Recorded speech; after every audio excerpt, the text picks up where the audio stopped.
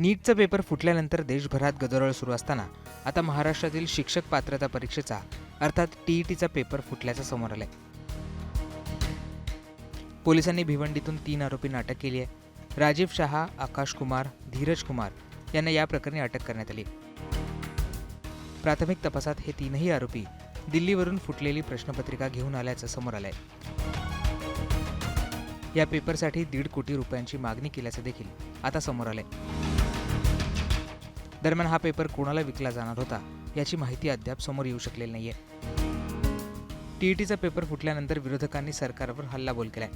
लोकसभेचे विरोधी पक्ष नेते राहुल गांधी यांनी एक्सवर पोस्ट करत सरकारवर टीका केली. राहुल गांधी त्यांच्या पोस्टमध्ये म्हणतात, एक और पेपर लीक, एक और परीक्षा रद्द, इस बार महाराष्ट्र का टीईटी, देश की शिक्षा और परीक्षा व्यवस्था को वसूली का सिस्टम बना दिया गया है, जिससे देश का हर युवा असुरक्षित है.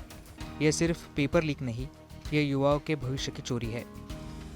आदित्य ठाकरेंनी देखील या पेपर फुटीवर भाजपवर हल्लाबोल केला. आदित्य ठाकरे म्हणतात, नीटचा पेपर फुटला, मागील काही वर्षात एमपीएससीचा पेपर फुटतो आणि आता टीईटीचा पेपर फुटला.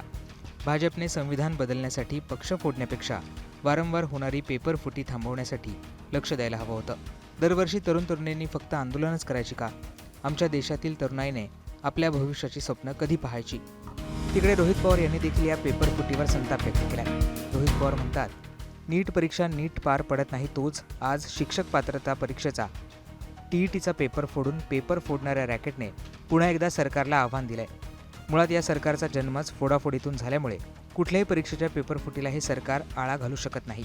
आता या पेपर फुटीमुळं टीईटी परीक्षेची तयारी करणाऱ्यांना जो मनस्ताप सहन करावा लागतोय याची जबाबदारीही घेऊन सरकारने माफी मागावी आणि याला जबाबदार असलेल्यांविरोधात कठोर कारवाई करावी. दरम्यान पेपर फुटल्याची माहिती परीक्षा परिषदेने दिली असून लवकरच परीक्षेची नवीन तारीख जाहीर करणार असल्याचंच देखील त्यांच्याकडनं सांगण्यात आलंय.